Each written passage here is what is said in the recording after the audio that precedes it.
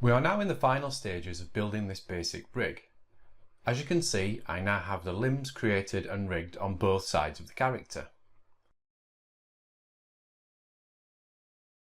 We have full foot control, including the foot bank and the foot roll.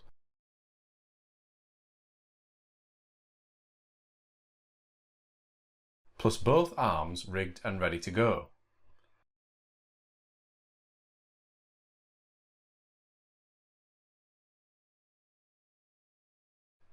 What we need to do now is create a spine rig and connect the limbs to it. In addition to this, we also need some basic controls for the head, eyes and jaw. Now remember that the idea behind these initial videos is to get you up to speed with the very fundamentals of rig creation. Yes, this rig is very basic, and when we come to attach the model to it and paint the skin weights in the next video, you will start to see some of its limitations. We will, however, address these in future videos. Go to Skeleton, Create Joints. Hold down X to snap the joint's placement to the grid and create one at the world root. Let's just change the radius to make it a little bigger. And we will call it COG, which stands for Centre of Gravity. Let's move this into position. Maybe hide the limbs for now too. This needs to be right at the core of the character.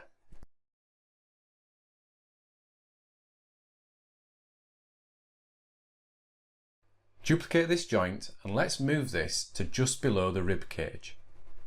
Also make sure it's in the centre of the model.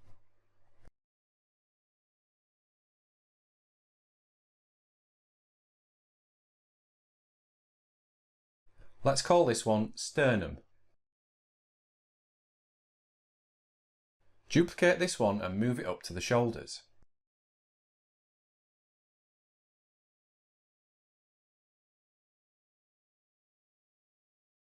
And let's rename that too. Now we need another joint for the neck, so duplicate the shoulder joint and move it to the base of the neck.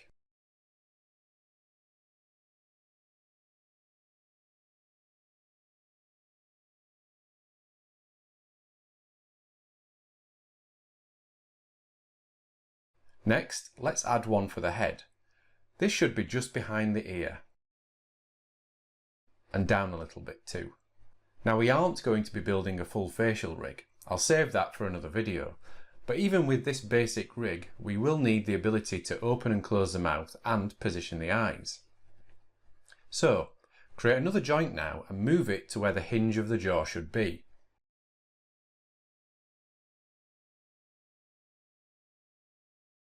And rename that. We're going to create another joint now, which will be for the end of the jaw. This is purely visual and will help with the jaw setup, but it won't be skinned.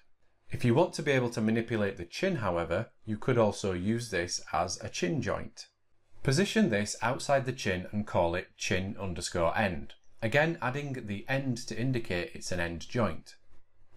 We now need some joints for the eyes, so let's hide the main model for now so we can see the eye geometry. Duplicate the chin end joint and switch to the side view. We need to see the wireframe so we can find the centre of the eye model. If we zoom in, we can see the edge loops and can easily work out the central point. It's important when building eye models to keep them straight so they can be rigged correctly. So that's about right. Now let's switch to the front view and do the same. Switch to wireframe and then move the joint to the middle of the eye.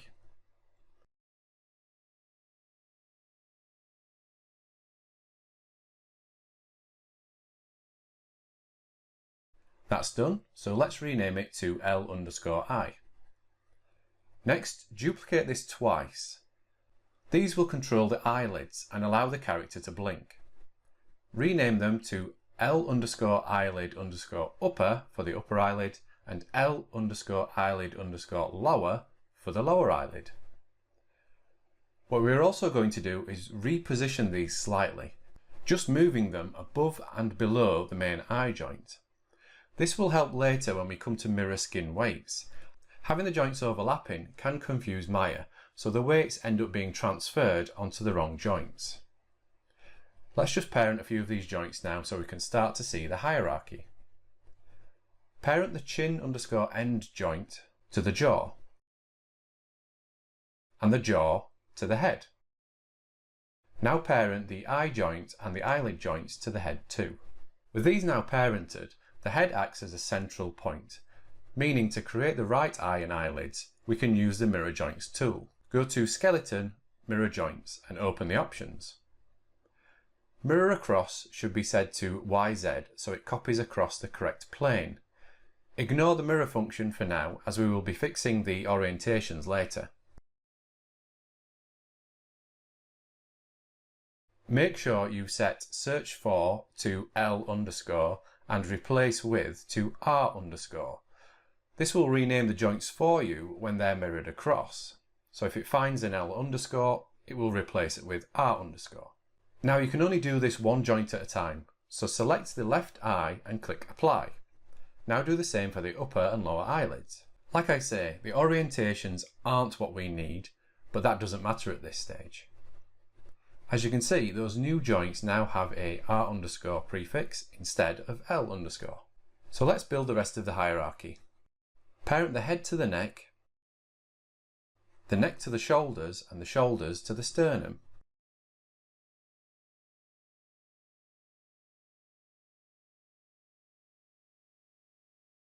Looking at the abdomen, I think we need more flexibility, so let's add another joint. Duplicate the cog joint and move this up in between the cog and the sternum. Try and keep a nice even curve in there too.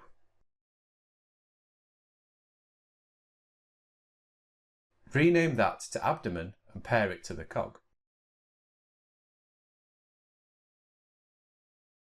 And parent the sternum to the new abdomen joint. So there we have the main spine joints. Typically the chest area doesn't deform much, but if you need extra flexibility, you could add another joint between the sternum and the shoulders. We have the joints, so let's have a look at the rotational axes. Select the cog joint and go to Select Hierarchy.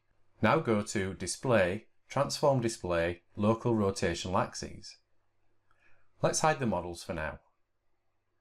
As we can see, the axes are all in the default position, so they need fixing so that the correct axis is pointing down the bone. Let's bring back the limb joints and look at how they were set up. It looks like we need Y to point down the bone and the Z axis to point forwards.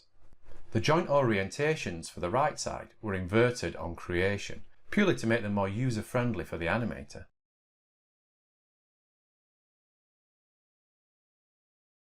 Go to Skeleton, Orient Joint and open the options. Let's just reset this. So, we need primary axis to be Y and the secondary axis to be Z. The secondary axis needs to point forwards, so if we look at the world axis, Z is the direction we need. We also want to affect the child joints. Click Apply and those are now nicely aligned. With the head joint, we need that to be reset back to copy the world axis. To do this, we first need to unparent it from the hierarchy. Let's just drag that out for now. The orientation for the jaw looks good, so let's preserve that by unparenting that too.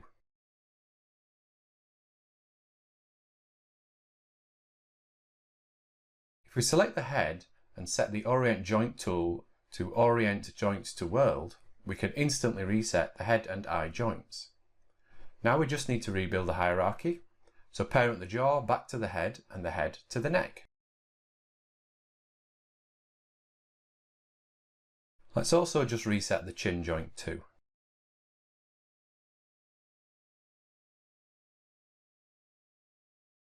So they rotate nicely. And the spine looks good too.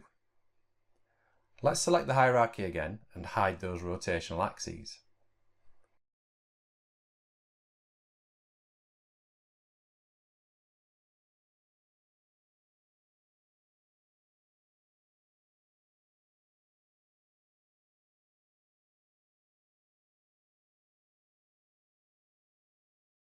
So that's the spine and head joints done. Let's move the cog into the base skeleton group to keep things tidy.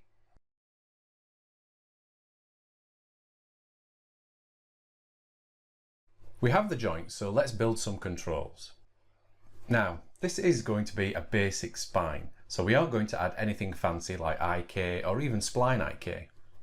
For this type of rig, a basic FK spine will be more than enough. First we need a main control which will move the entire torso, so rather than build something new, let's use an existing control icon, like the ones on the IK arm. This will work well in this area with the 4 points. Duplicate the left arm icon and move it out of the hierarchy.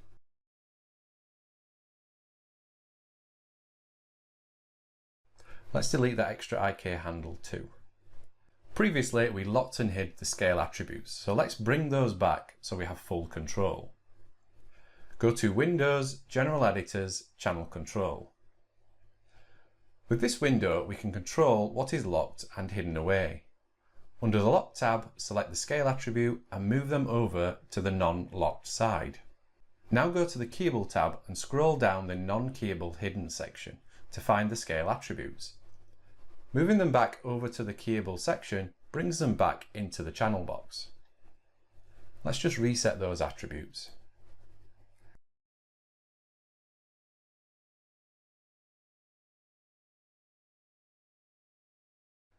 I'm going to snap this now to the cog joint and scale it so it's more visible.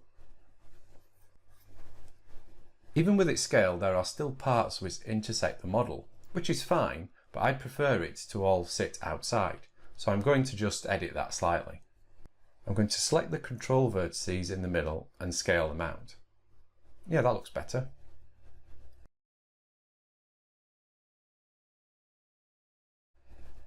Let's move it down a touch. This is going to be more of a global control, so it's not going to directly affect any single joint. With that in place, we can freeze the transforms to clean it up. And let's rename it to cog_CTRL to indicate it's a control. Let's also give it a unique colour so we can see this is a control for the middle of the rig, maybe yellow. So that's one control, so let's create ones for the rest of the joints. For these, I'm just going to use basic NURB circles, but feel free to use whatever you like.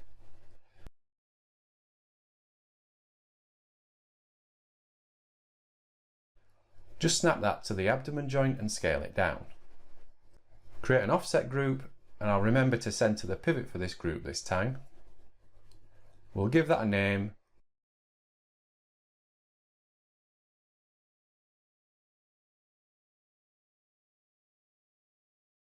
And rename the offset group too.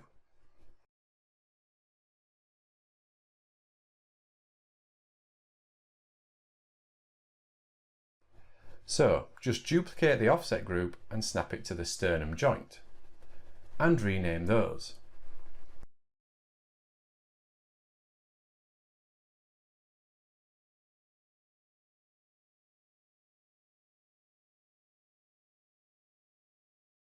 And then repeat that for the shoulder control.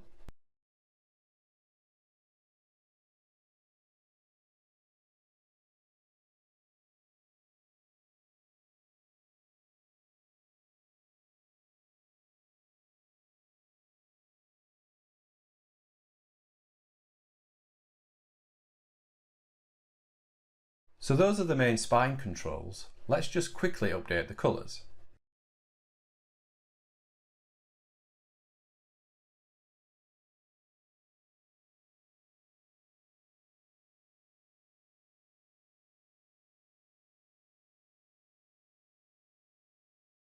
Before we move on, I'm going to add one more control.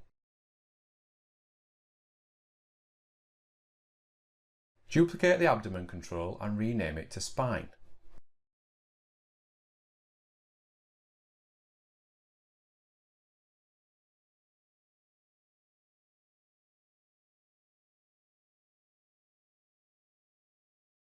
And snap this to the cog joint. Now this spine is going to be an FK spine, so we need to update the hierarchy so it works as we would expect. So parent the abdomen control offset group to the spine control, the sternum offset group to the abdomen, and the shoulder offset group to the sternum control. I'll just check the pivots are all in the right place. Looks like the spine offset group needs snapping back to the cog joint. I'll just press insert and then hold V to quickly fix that now.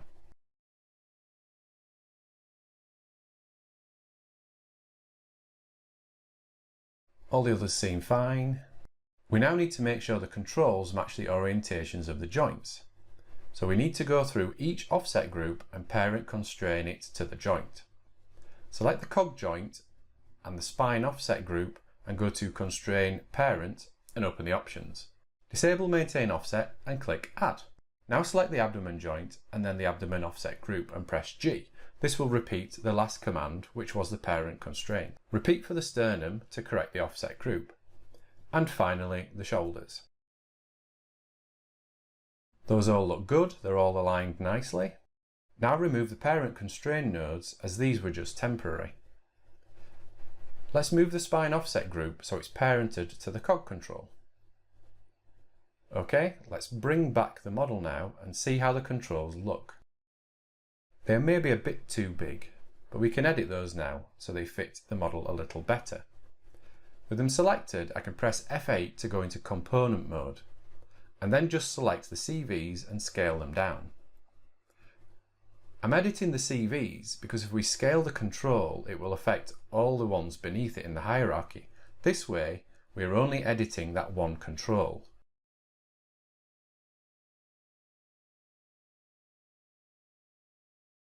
Those look better, although I think we need to scale them along the Z-axis a bit too.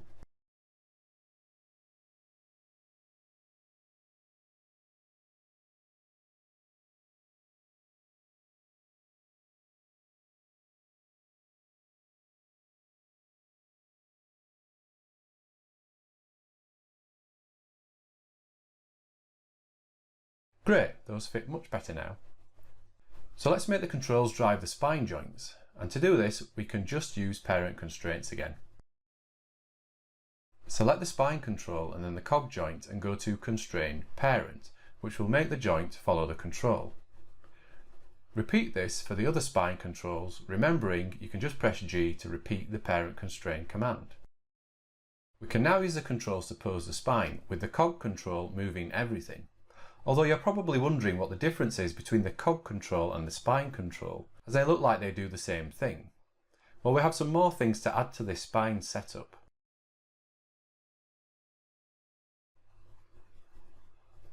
Duplicate the spine control offset group to give us another control. Delete everything beneath the new spine control and rename it and the group, changing spine to waist.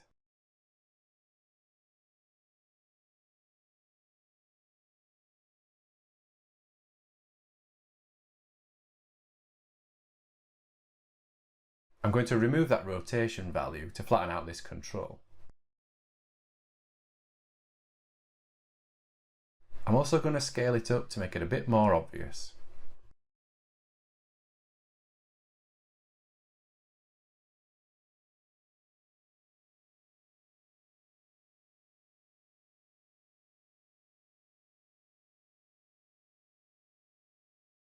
It looks like some of the controls have values on, so let's clean those up before we move on.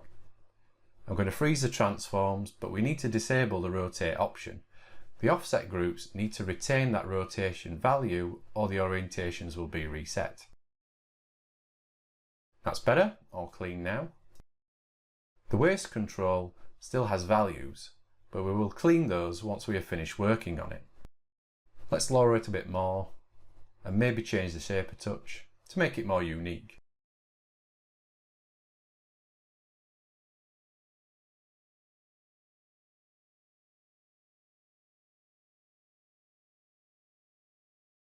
Now I'm going to press Insert and change this control's pivot point. Holding V and dragging with my middle mouse button, I'm going to snap it to the abdomen joint.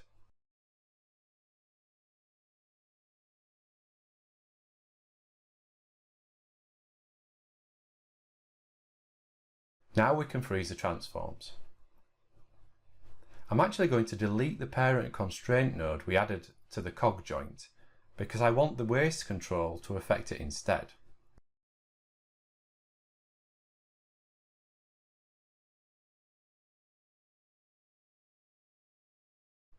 Select the waist control and the cog joint and go to Constrain Parent. Oops, this time we need Maintain Offset active.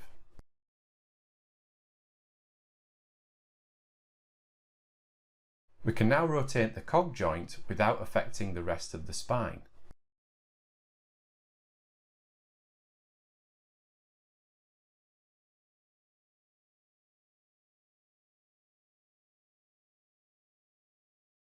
To see the full effect of this, we now need to connect the legs to the torso.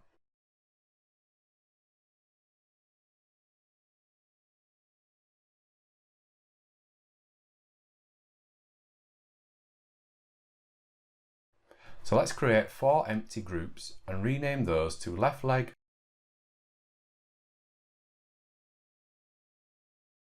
right leg, left arm,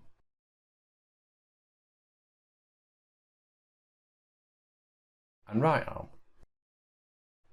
Now, the IK and FK joints for the limbs are going to sit under these groups, and this isn't essential, but I prefer to have the groups positioned and orientated correctly. So I'm just going to use some more temporary parent constraint joints to do that now. So the leg groups match the femur joints and the arm groups match the humerus joints.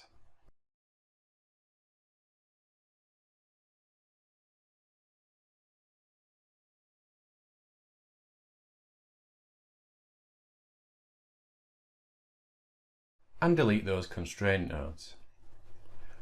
We now need to parent the IK and FK skeletons to the appropriate groups. So again, the femur joints go into the leg groups and the humerus IK and FK joints go into the arm groups.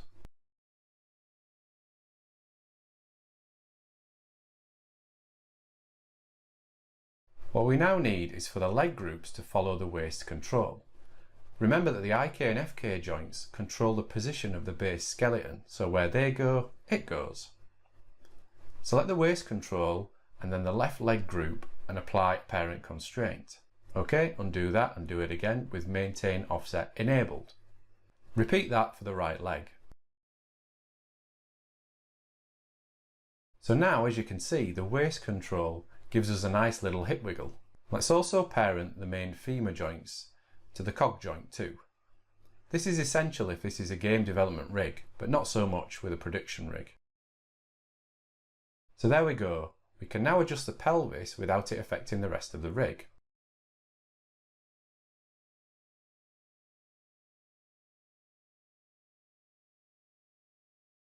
We can now control the whole torso with just the cog control, whereas the spine control now only affects the upper body.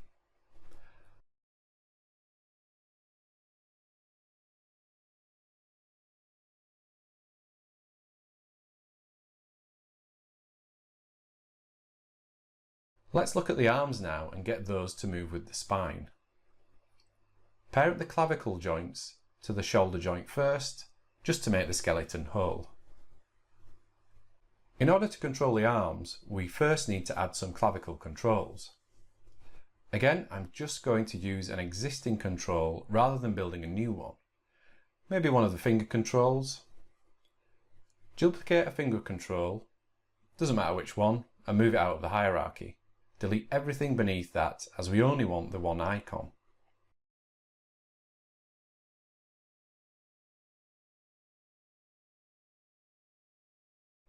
Now snap it to the shoulder joint. It's a bit small, so let's scale it. But the scale is locked. So just like with the cog control, we need to reactivate the scale attributes. So do that next with the channel control tool.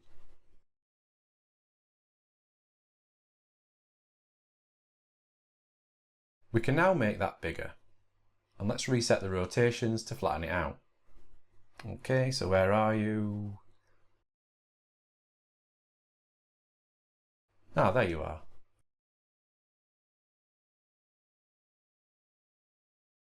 So let's just rotate that so we can see it.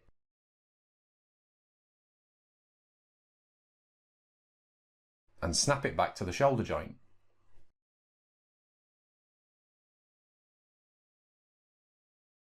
And let's freeze the transforms to clean it up.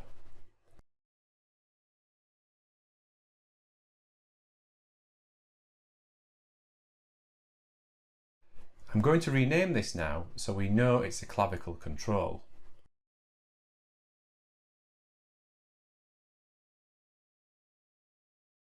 Let's also give it an offset group and fix the pivot.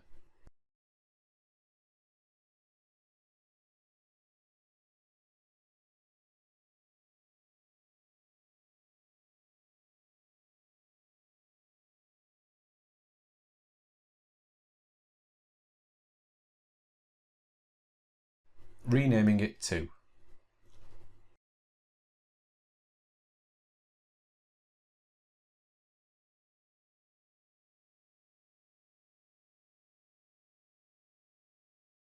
Even though this control is at the shoulder position, we need it to affect the clavicle. First, let's make sure the offset group matches the orientation of the clavicle joint. Again, we can do this quickly with a parent constraint.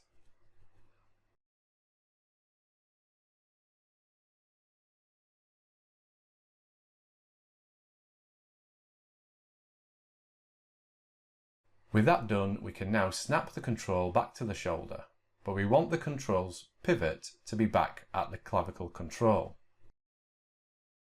So we can now select the control and it rotates from the clavicle.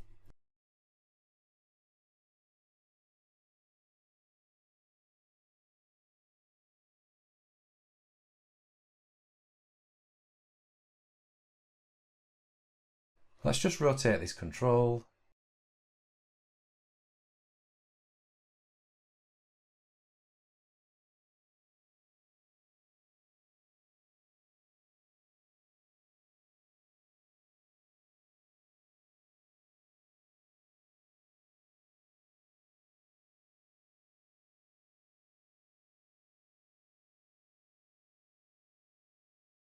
And make the end a little smaller.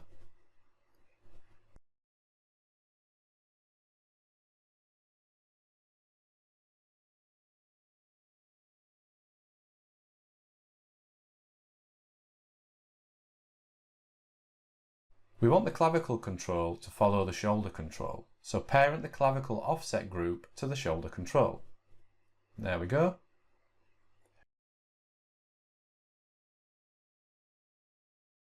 If you go back to the arm group we created earlier, you can see that as we move it, it also affects the rest of the arm. So if we parent constrain the left arm group to the new clavicle control, the arm will follow that and also move with the shoulder control.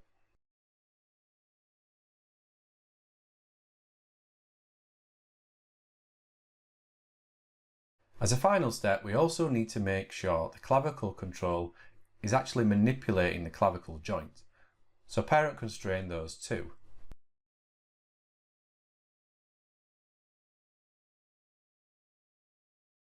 Looks good.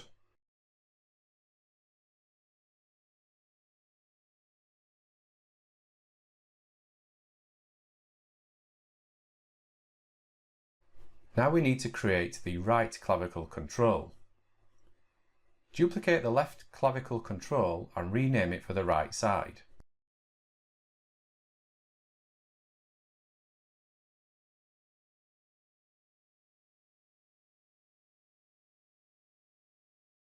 We can use another parent constraint to make sure the new offset group matches the position and orientation of the right clavicle. Now the control is in the wrong place. If we scale it, we might be able to fix that.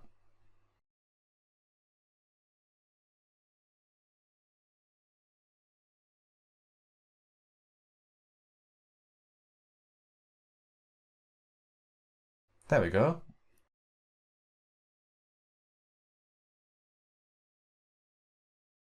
Let's freeze the transforms now too. Just need to change the icon. We'll just hide the joints for now, so we don't select them.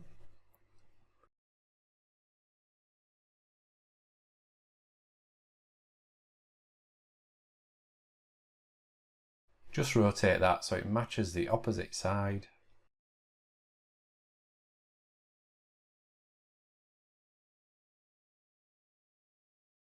That's about right.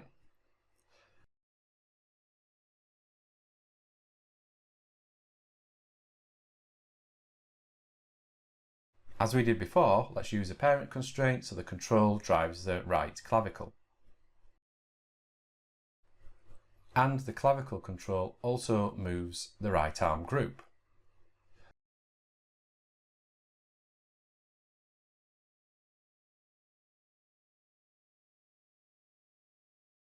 So there, the arms now follow the shoulder control.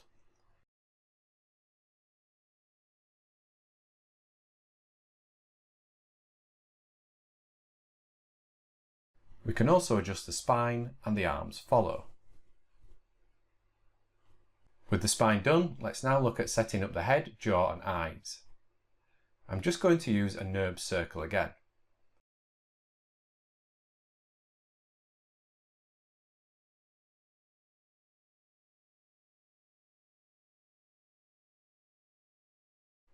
And snap that to the neck joint and scale it down.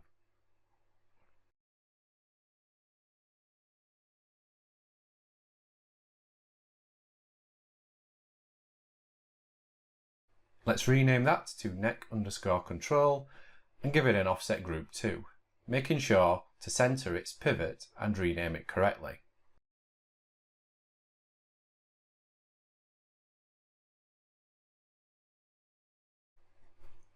I'm going to duplicate that and snap it to the head joint. And rename those to head.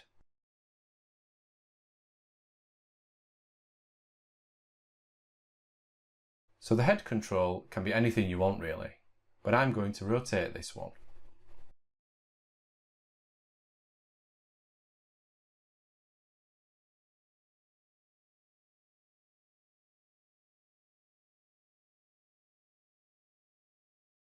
I want to change the shape now, but first I'll disable joint selection up here rather than hiding the joints.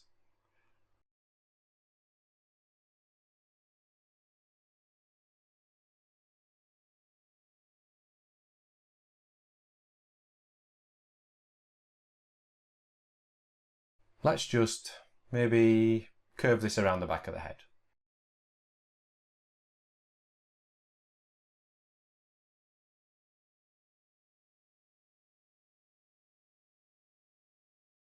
Something like that. And freeze the transforms.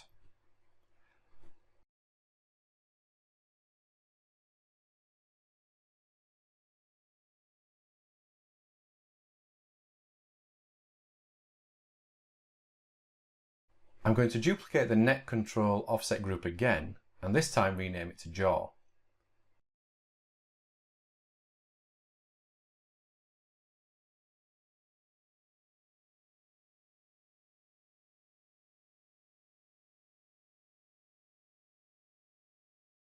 Okay, so let's enable joint selection again and select the jaw joint, and also the jaw control offset group and parent constrain it, but disable maintain offset. Good, that's orientated correctly now.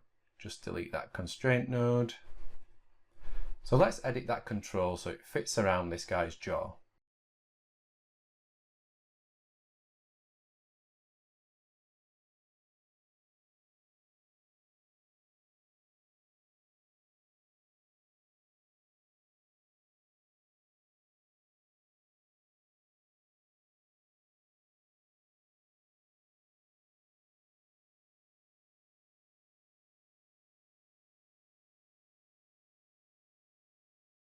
Something like that.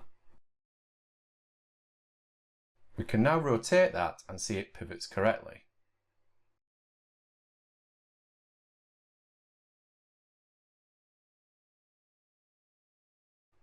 Let's also edit the neck control so it fits a little better.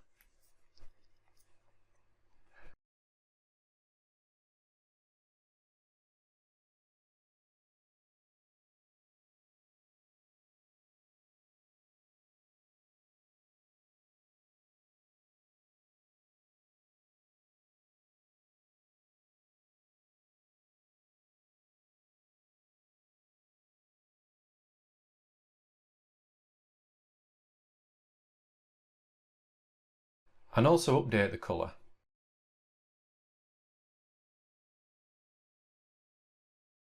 Let's make this yellow too. Maybe make the jaw a different colour. How about blue? Now we have those controls, let's update the hierarchy so they sit nicely inside each other. And then parent the neck control offset group to the shoulder control so it follows it.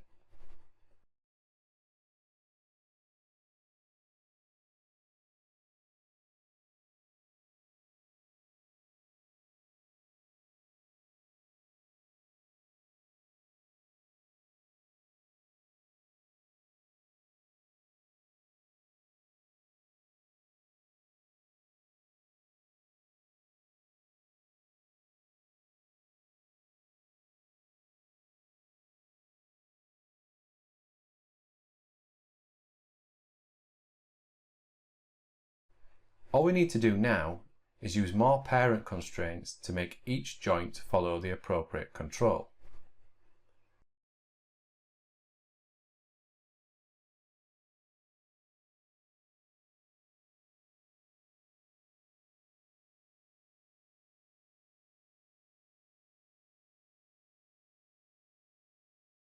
So there we go, the head, neck and jaw all animate nicely. Time to look at rigging the eyes, and I think this time we will make a proper eye control icon. First create, yes you guessed it, another NURBS circle. Let's scale that down a little and then duplicate it.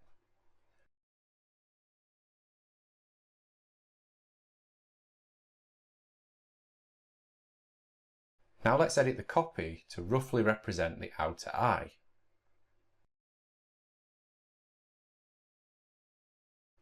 So just adjust those CVs.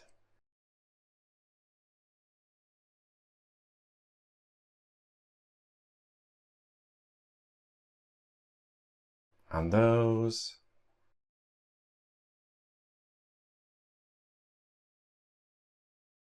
To get something like that.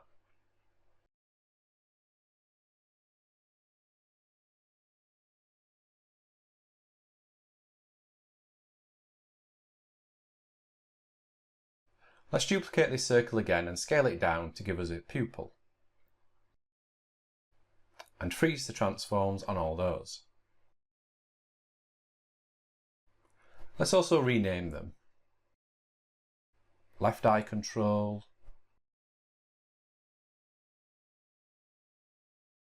left pupil, and left iris. Okay, so as we've covered previously, we now want these three curves to become one. So right click in the outliner and enable shapes in the menu. We want the pupil and the iris shape nodes to sit under the eye transform. To do this, we just need a simple bit of Mel script. Parent -s -r. Select the pupil shape node and then the eye transform and run the code.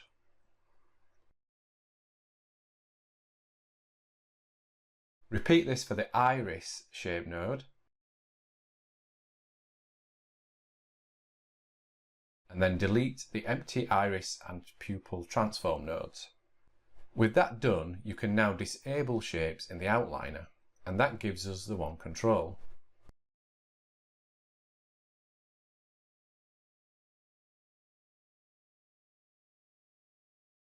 Now we have the eye control, let's just rotate that and freeze the transforms. And let's hide the models.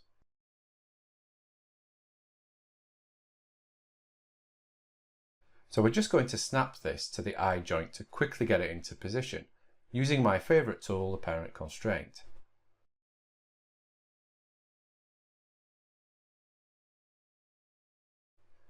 That's if I select them the right way around. That's better. Just delete that. Just change the colour to indicate it's a left-hand side control, so make it red. Scale it down now. and also give it an offset group. Let's center that pivot and also rename it.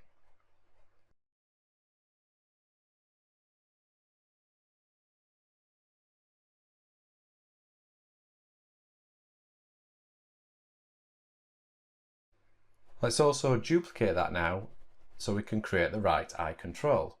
We can just set scale X to -1 to quickly flip it.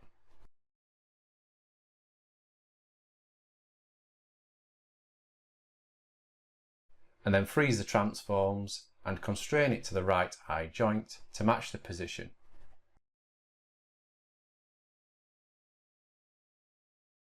And rename it.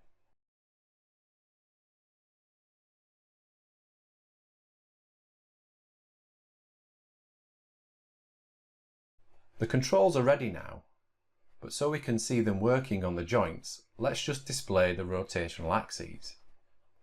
Let's also just update the colour of the right eye control too.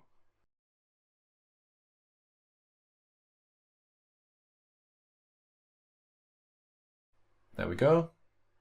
The eye controls need to be in front of the eyes, so I'm just going to bring the model back.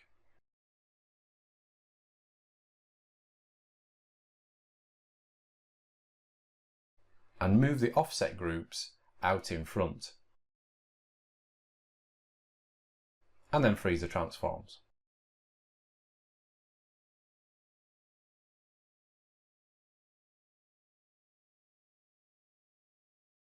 The idea is that as we move the eye control, the eye joint will follow it, always looking at it. And to do this, we'll use an aim constraint. Select the left eye control and the left eye joint and go to Constrain, Aim and open the options. We want the axis which the eye will look towards to be the z-axis, so we need to change the aim vector from x, which it is set to now, to z. So put 1 in the third column and set the first column to 0, because the columns are laid out as x, y, z. The up vector is fine as it's already set to y, and everything else can be left at the default values for now. Click Apply. Now let's apply the same to the right eye. Select the right eye control and the right eye joint and click Apply. Now as we move the eye controls around, the eye joints will always follow them.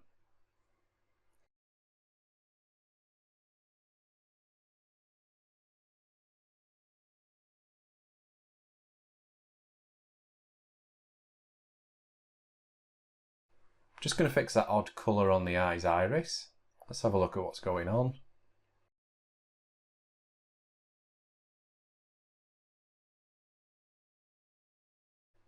Looks like that shape node had its own colour set. That's fixed it.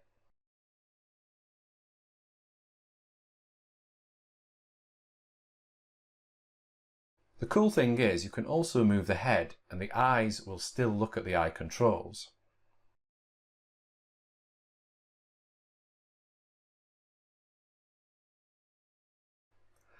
Let's now add a box around the eye controls which the animator can select and animate rather than having to do each eye individually.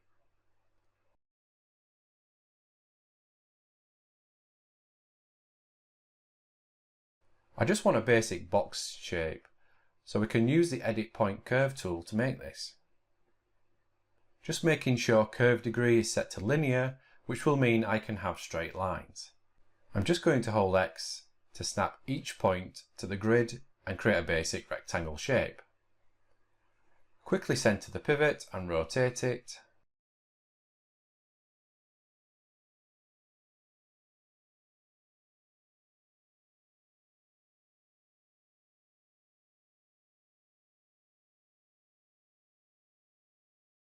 And move it to the world root. Also freeze the transforms. And I just want to move it so it frames the eye controls.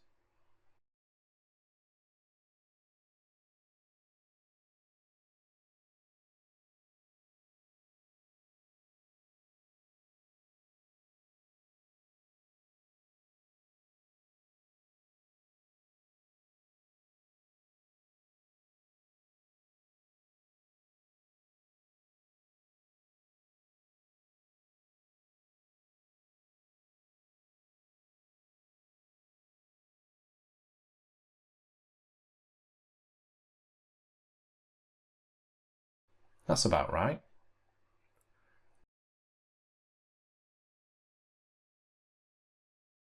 Let's freeze the transforms again to clean it up and parent the eye control offset groups to it.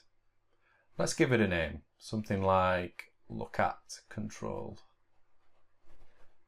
So the animator can now move the one control to animate both eyes.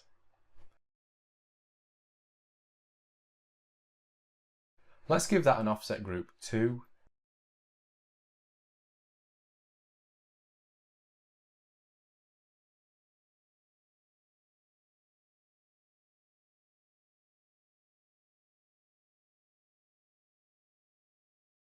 And move it to the base controls group with the rest of the controls.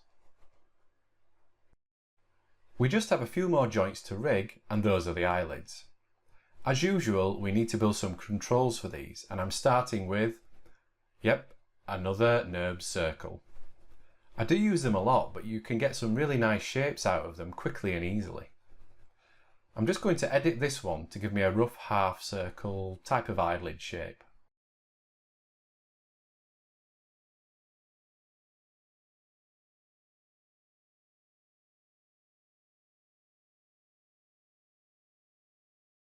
Something like this will do. Just recenter the pivot and quickly get it to the eye control position using a parent constraint.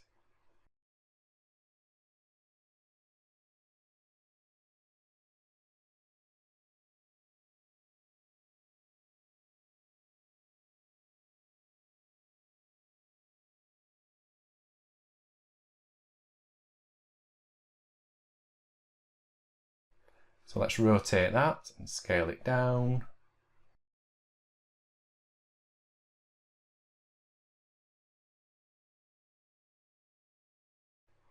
Let's move it to the side too so we can see it clearly.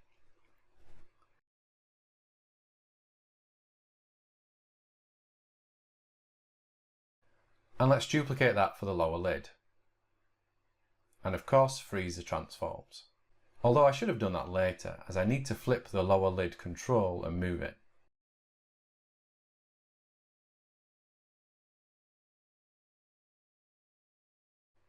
Let's just move these a little bit more to represent the eyelids being open.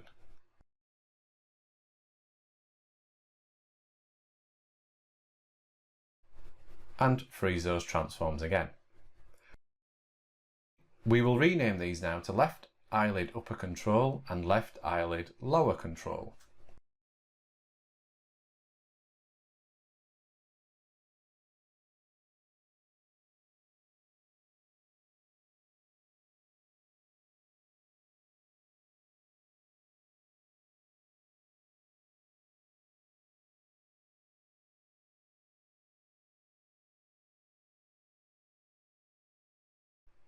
And also update the colours, say they're both red.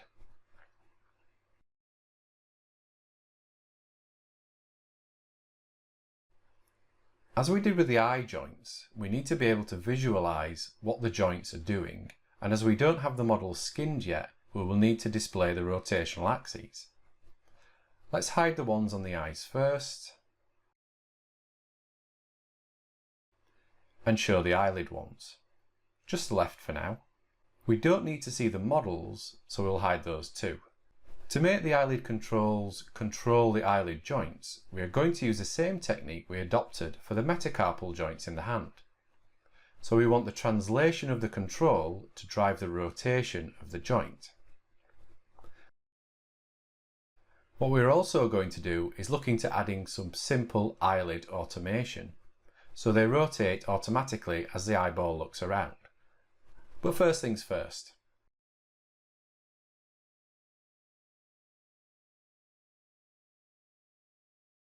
Go to Windows Node Editor. Let's just reposition this.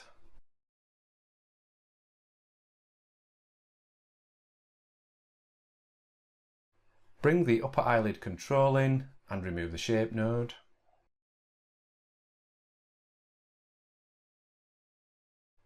And the upper eyelid joint. Let's also add the lower eyelid control and joint too. Just open these up.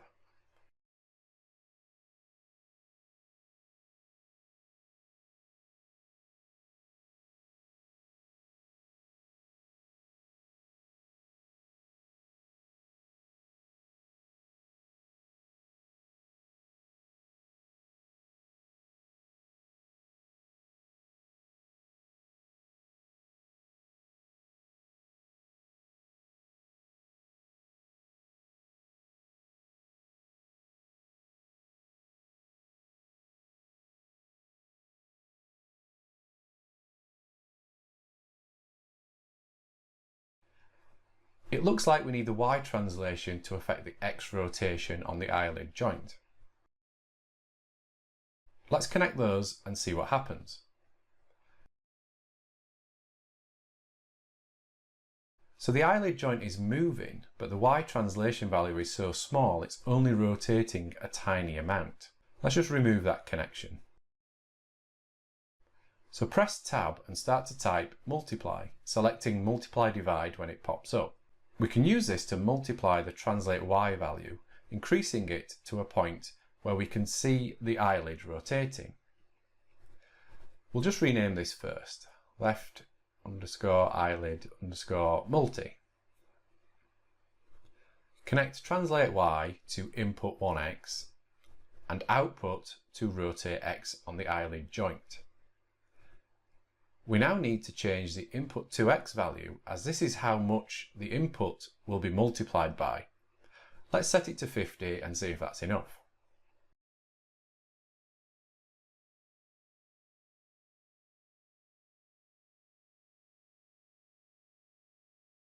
We can now see movement, but it's the wrong axis.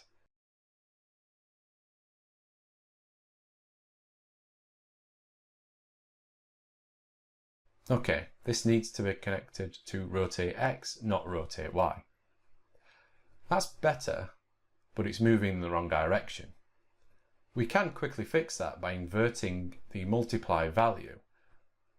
So let's change this to minus 50 instead, or maybe minus 100 to get more movement. That's working better.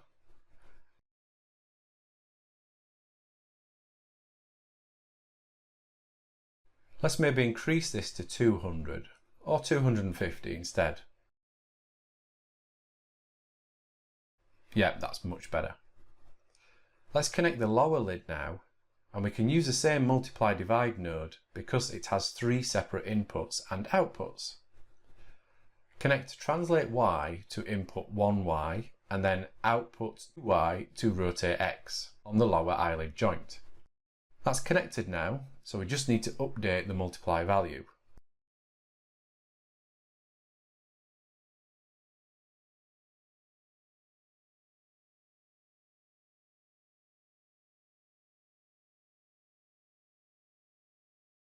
That works, and we can move both controls now to animate the eyelids.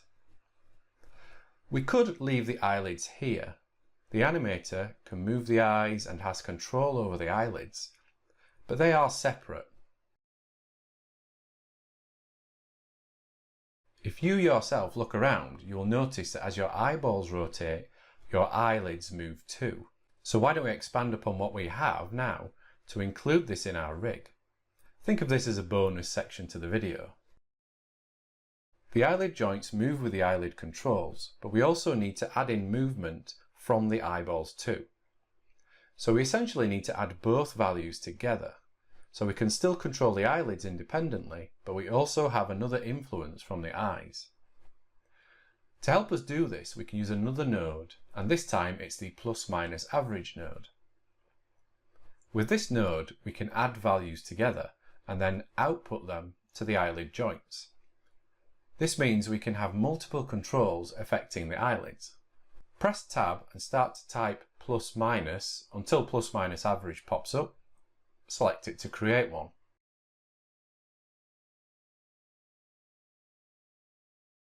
Bring the Look At control into the node editor too.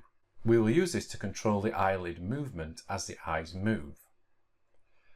Connect the Translate attribute on the Look At control to the Input 3D 0 attribute on the plus minus average node. We're using the full attributes, not just the separate x, y, z, because we want to take in the values from all the axes at once. Next, connect the translate attribute from the eyelid upper control to the input 3D1 attribute. Oh, I hate it when it moves everything around. It's so disorientating. I did find the option to stop doing this a while ago. I'll have to have a look around and see if I can find it again. Okay, let's move these back.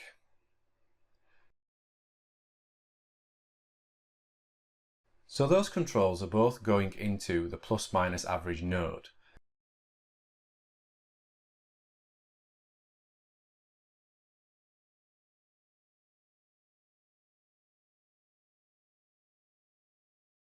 So the translate values will be added together to give us a single output value.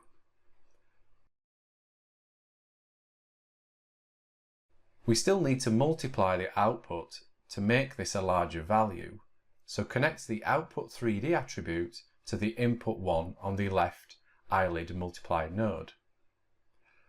Let's rename that because this node will now only work with the upper eyelid. And let's make sure the multiply values are all the same, seeing as we are now using all three axes. Finally, let's connect the output attribute from the multiply divide node to the upper eyelid joints rotate attribute.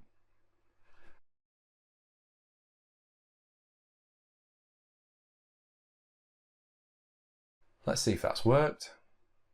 Looks like the axes are all mixed up. Just reset everything.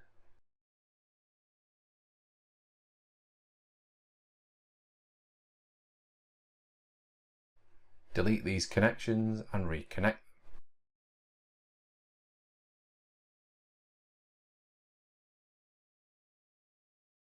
Looks like we just need to flip the X and Y attributes.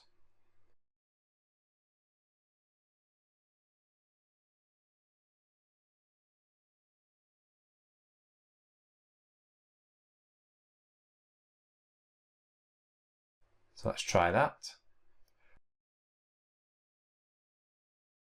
Y is fine, but X is inverted. But again, we can quickly fix that in the multiply divide node. All we need to do is invert the input to Y value.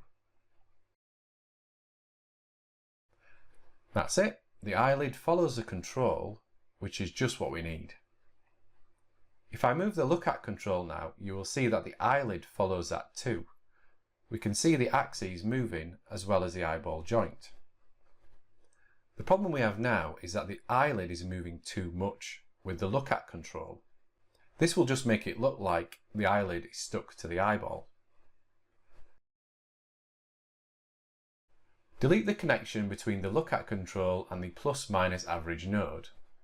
What we're going to do is use another multiply divide node here, which will allow us to dictate how much the eyelid moves.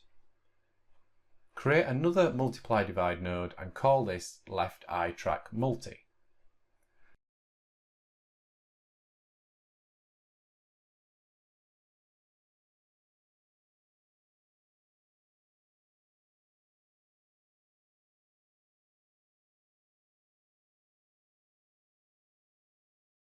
Connect the look at control's translate attributes to the input 1 attribute on the eye track multiply divide node. Now connect the output 1 attribute into the plus minus average node's input 3D 0 attribute.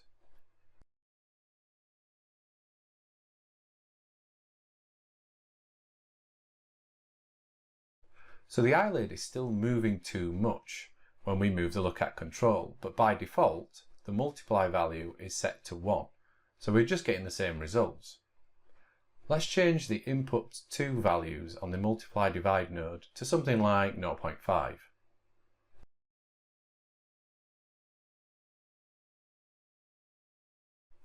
You can see that the eyelids aren't moving as much now. In fact, they are moving half the original amount. Even with the look at control in a different position, we can still control the eyelids with the eyelid controls. So we get the best of both worlds. Now this setup isn't perfect because the automatic eyelid movement relies on the look at control being moved. if you move an eye control, nothing happens. We didn't use the eye control because this system works off the translate values. So if the animator moved the look at control, the eye control's translate values would remain at 0, meaning nothing would happen.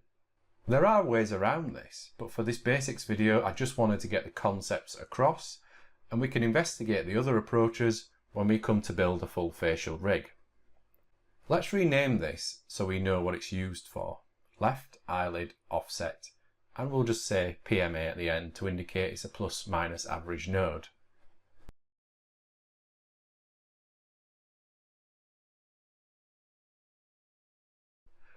So let's now set up the lower lid. For this we can reuse the left eye track multiply divide node, but we will need to duplicate the left eyelid offset plus minus average node and the left eyelid upper multiply divide nodes. Open those and let's rename them.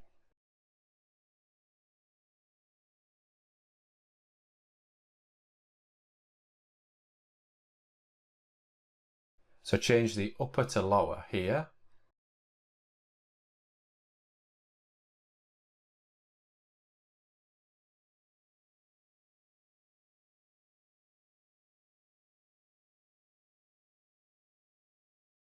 And let's add lower into the plus minus average node's name.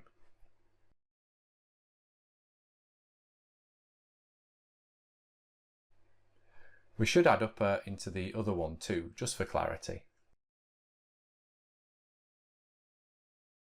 Connect the output attribute from the left eye track multi-node to the input 3D0 attribute on the left eyelid lower PMA node.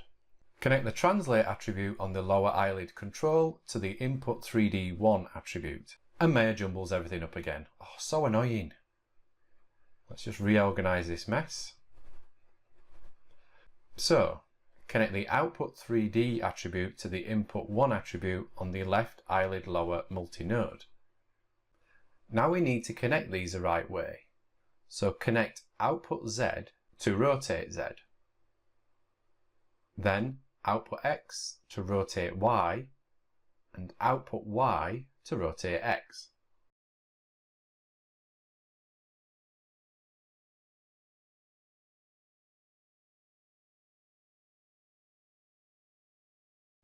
That works. Nice one.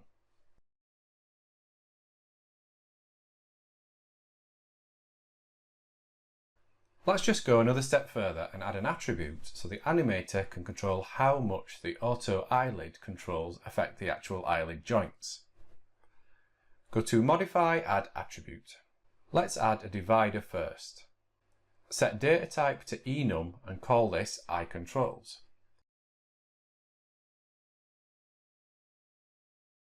Maybe have this in capitals so it stands out more.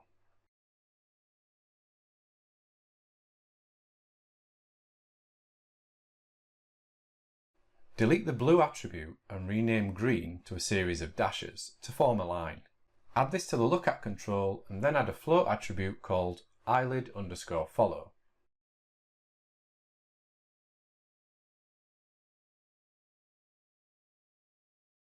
Also lock and make the eye controls attribute unkeyable.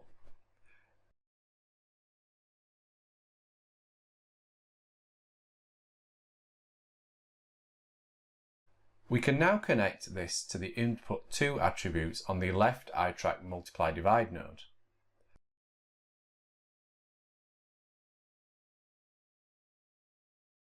By default, the attribute was set to 0, so if we move the look at control now, it has no influence over the eyelids.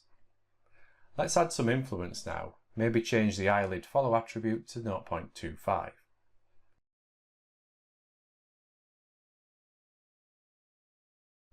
Now the eyelids move. We can even set this to something like 5. And now the eyelids move too much, obviously, but we have more flexibility now. Let's set that back.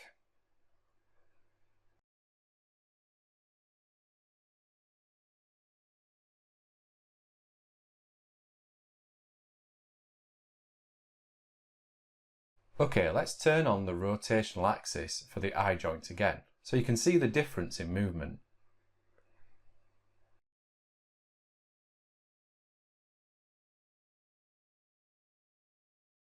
You can see now that the eye joint is locked onto the look at control, while the eyelids are following, but only just slightly. As I said before, this is easier to visualize when you have a model attached, so I hope you can see the difference here.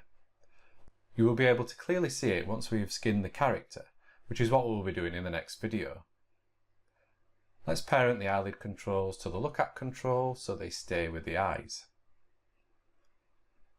So that's the left eye set up. All we need to do now is repeat the process for the right eye.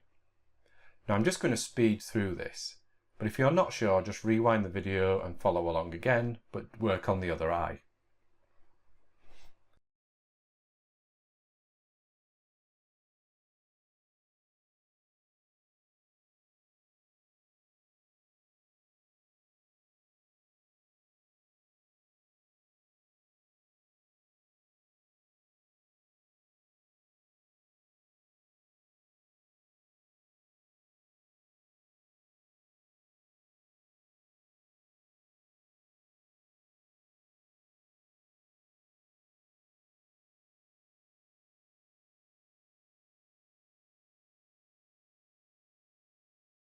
There we go, both eyes set up, and they also have eyelid control and automatic eyelid control. All that's left to do now is some cleanup. First I'll change the colour of the look at control to yellow.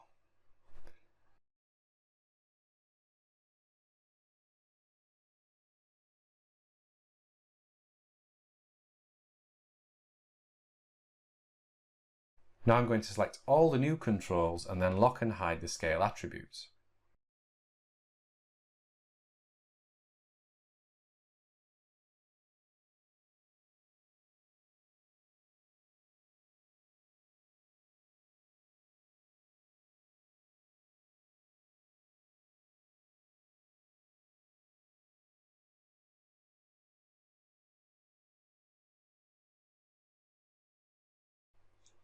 We also don't need the rotation attributes on the eye controls.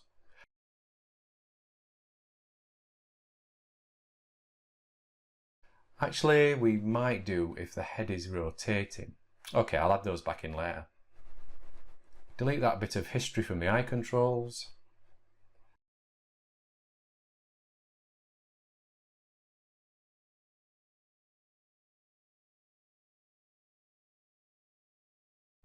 The jaw control has translate values. We should have cleaned these up earlier. We can just freeze the transforms now, but just on the translate values.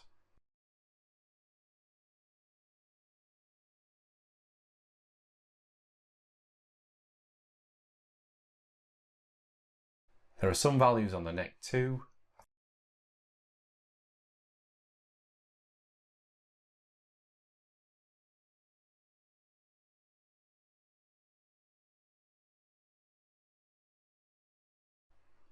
I think I'll move the head from the hierarchy before I freeze the transforms, just to make sure I don't accidentally affect the head or jaw. That's better.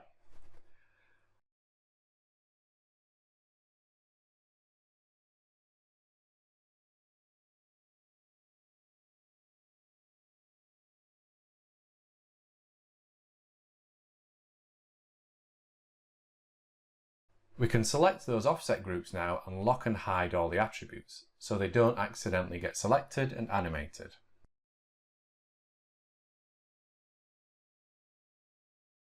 So there we have it, a full rig. Yes, it is a very basic rig, but the point of these early tutorials is to get you used to the basics and the systems before we move on to more advanced systems later on.